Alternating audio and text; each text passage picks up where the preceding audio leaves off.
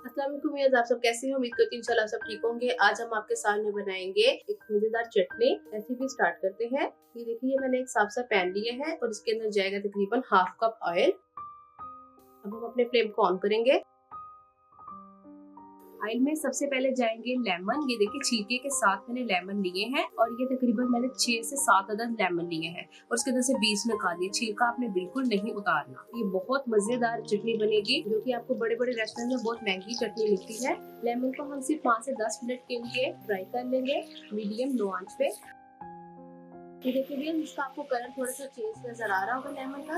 बस इसी स्टेज पे हमने एक प्याज है उसको काटा हुआ है मोटा मोटा, वो डाल देना है। और एक बड़ा टमाटर है, बड़ा नहीं तो छोटा, 2 टमाटर ले लें और एक सब्ज मिर्च ऐसे साबुत ही आपने डाल। 2 मिनट के लिए सिर्फ इनको भी लेमन के साथ फ्राई कर लें। 2 मिनट हो गए हैं तो फिर अब हम इनको निकाल लेंगे अपनी प्लेट में, साफ सी प्लेट में। ऑयल आपने नहीं डालना, ऑयल आप अपने खाने वगैरह में यूज कर सकते हैं।